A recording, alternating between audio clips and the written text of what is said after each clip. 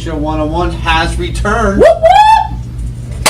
We are back. We've been out a little while doing other stuff in our offerings and trying to add value to the trade show world out there. So we're going to bring back the 101, and we wanted to start today a particular episode, which is goals, planning, and success, breaking down our G.P.S system and what people aren't doing, or what they could be doing better. And if they're doing it, then they should be doubling down and doing it more.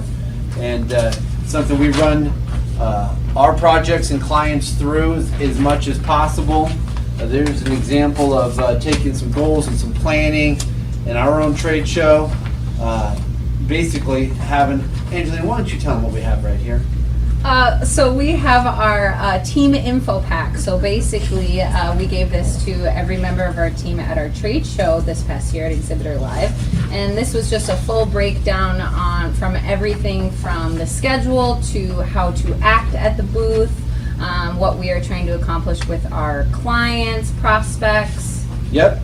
Yeah. So let's just get right to it, people. So this kit, which we have a digital format and a little video, lives on our website. You can download it all you want.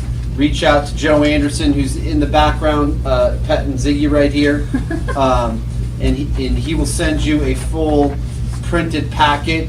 I'm not going to break down all the cards. I want to start with card number 1, Angelina. Yes. And what would that be?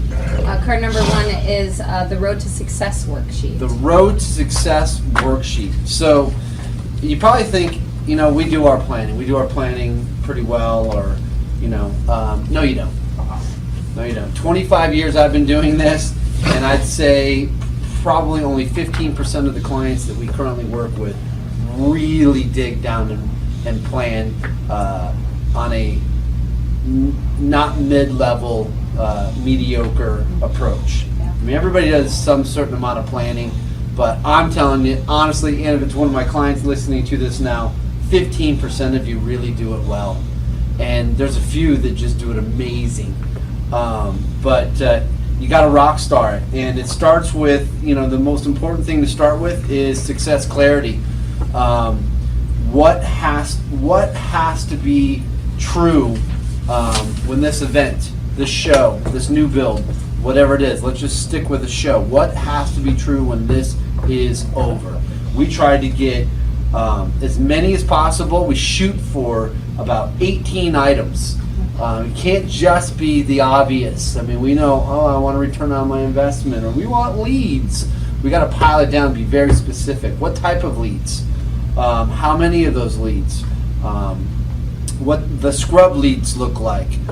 What and the buckets that they go into, and all the way down to the minutia, which might be how my CEO is going to react at the booth.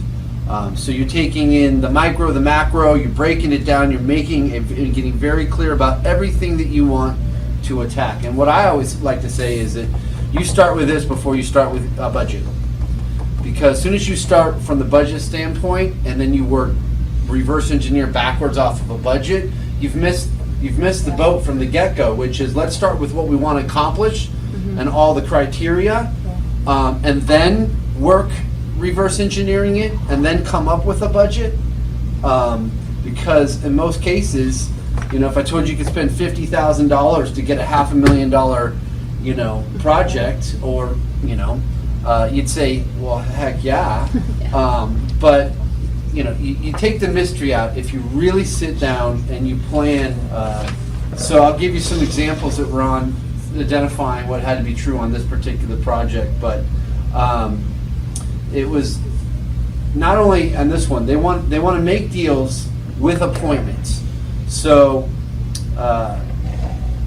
they had set appointments that were taking place in 5 conference rooms at this particular client's booth, and so there was, once they knew that they needed to actually make deals at this show, and they were setting those appointments and scheduling them, this became a huge success criteria. So budgeting became put into plan, for allowing for specialized gifts, specialized food and beverages and different things that would take place in these conference rooms.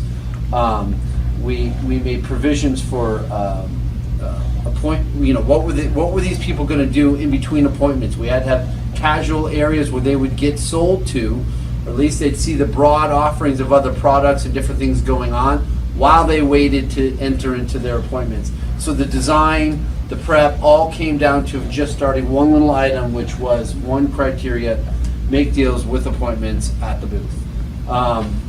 So once we get a big giant list of success criteria, or get really clear about what we want to achieve, there usually is one overarching monster goal.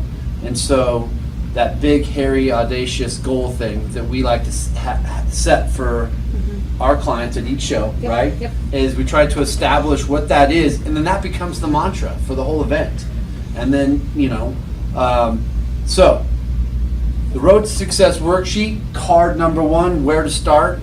This is just a brief. We're not going to cover everything, but so stay tuned or click to the next video to see what the next one is, which might be the engine diagnostic.